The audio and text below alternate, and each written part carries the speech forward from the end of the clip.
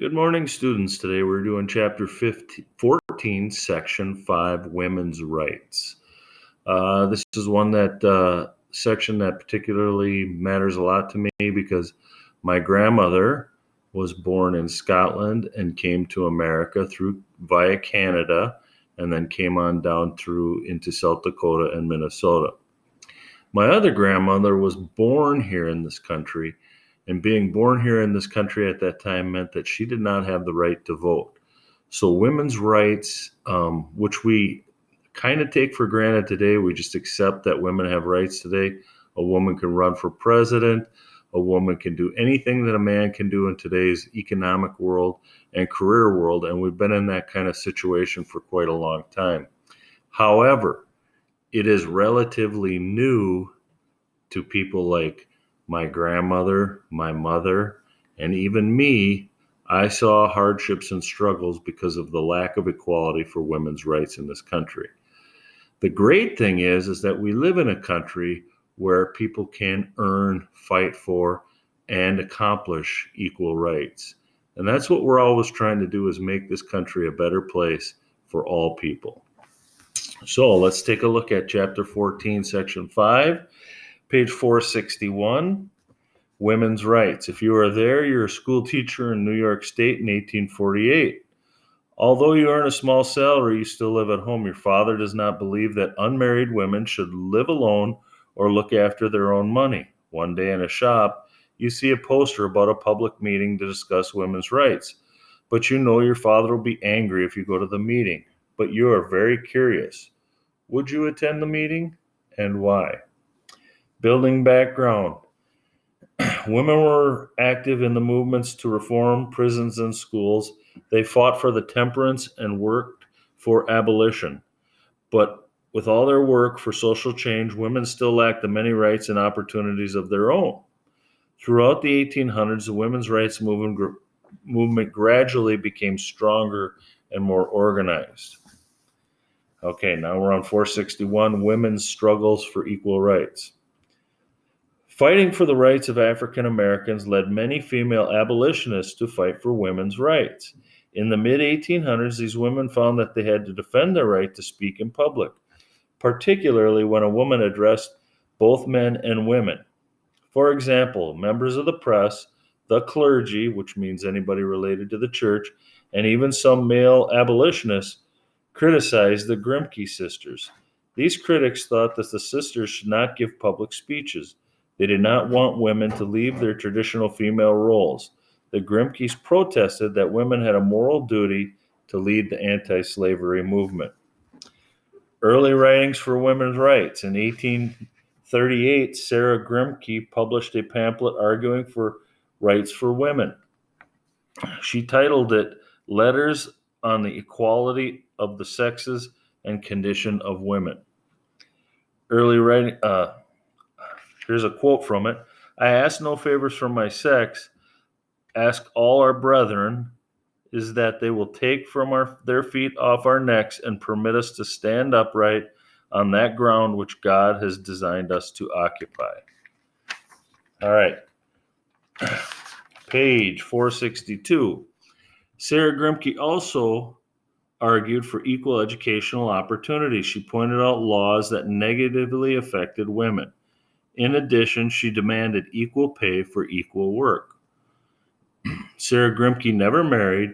She explained the laws of the day that gave a husband complete control of his wife's property. Therefore, she feared by marrying, she'd become more like a slave than a wife.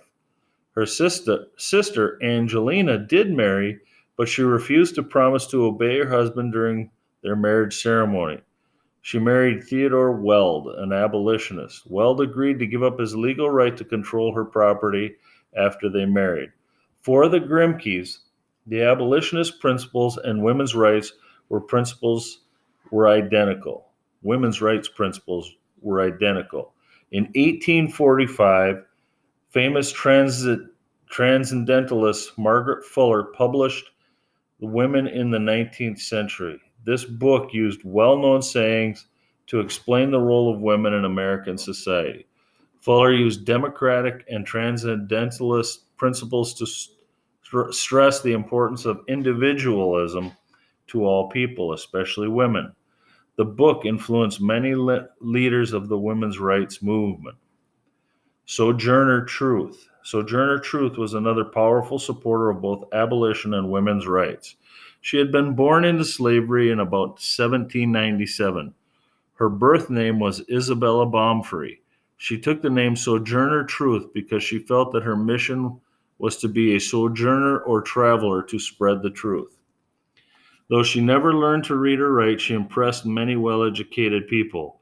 One person who thought highly of her was author Harriet Beecher Stowe.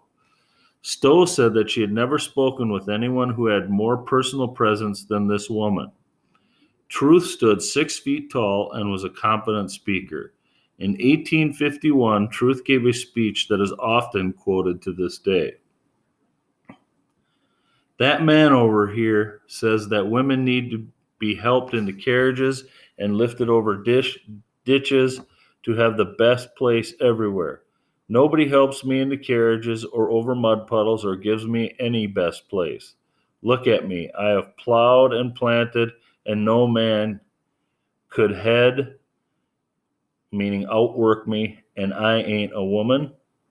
That was Sojourner Truth quoted in American History of Women. Truth, the Grimke sisters, and other supporters of women's movements were determined to be heard. Opposing the call for women's rights.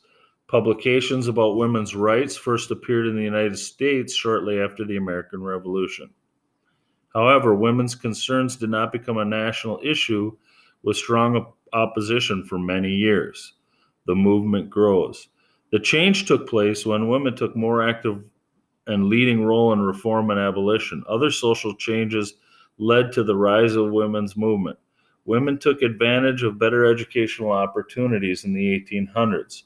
Their effort on behalf of the reform groups helped them learn how to organize more effectively and work together. Another benefit of reform group work was that some men began to fight for women's rights. Many activists, both men and women, found it unacceptable that women were not allowed to vote or sit on juries.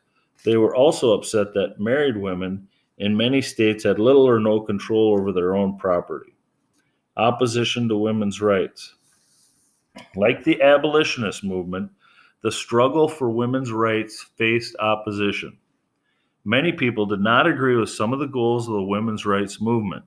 Some women believed they did not need new rights. They said that women were not equal to men, only different. They said that women were not unequal to men, only different.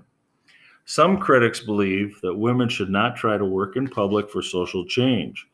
Women were welcome to work for social change, but only from within their homes.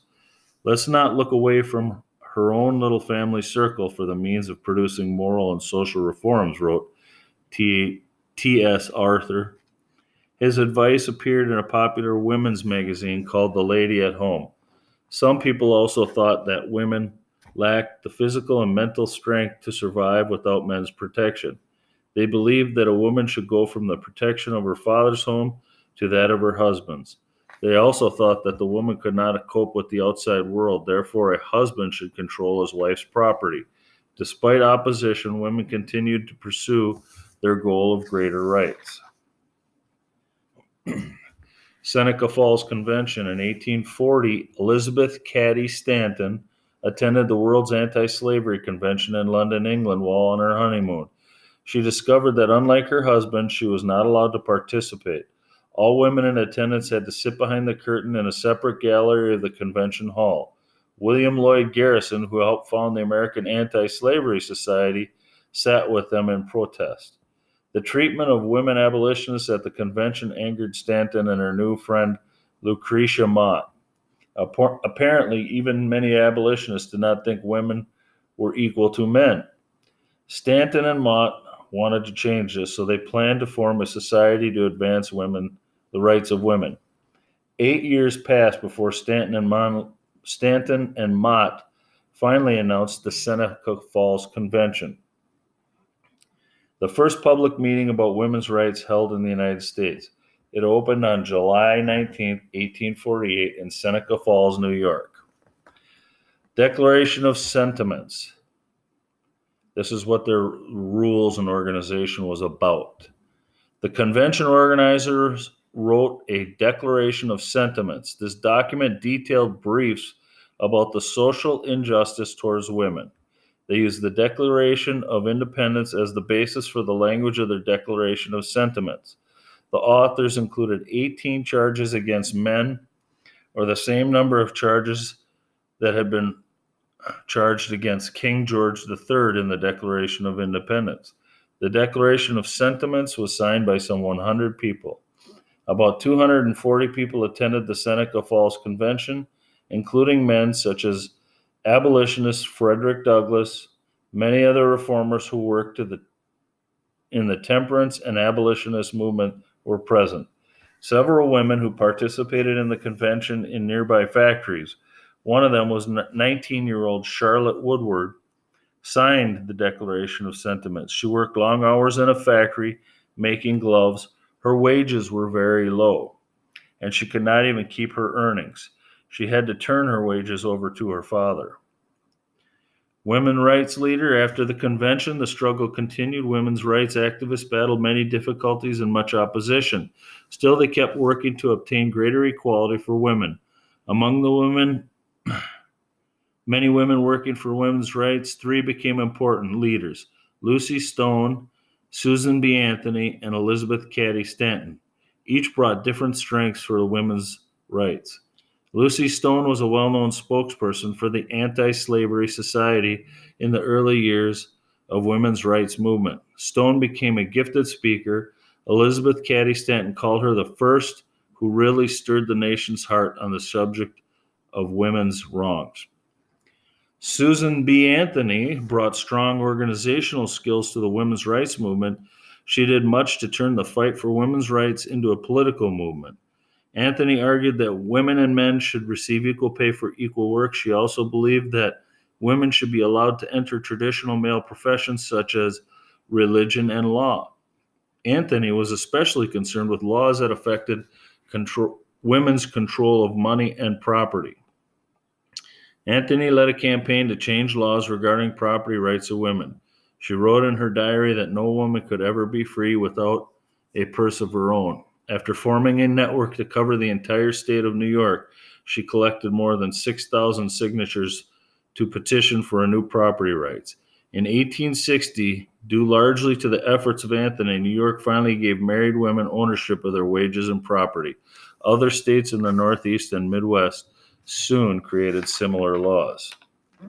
Elizabeth Cady Stanton wrote many of the documents and speeches of the movement, which were often delivered by Anthony. Stanton was founder and important leader of the National Women's Suffrage Association.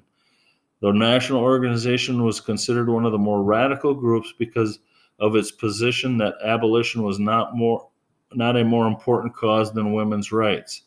Not every battle was won. Other major reforms, such as the women's right to vote, were not achieved at this time. Still, more women than ever before became actively involved in women's rights issues. This increased activity was one of the movement's greatest accomplishments. Summary and preview. Women's rights became a major issue in the mid-1800s as women began to demand greater equality. In the next chapter, you will read about Western expansion. So, there's chapter 14, section 5.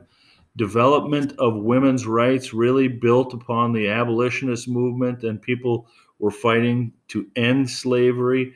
And then those people sometimes moved over from that fight into the fight for women's equal rights.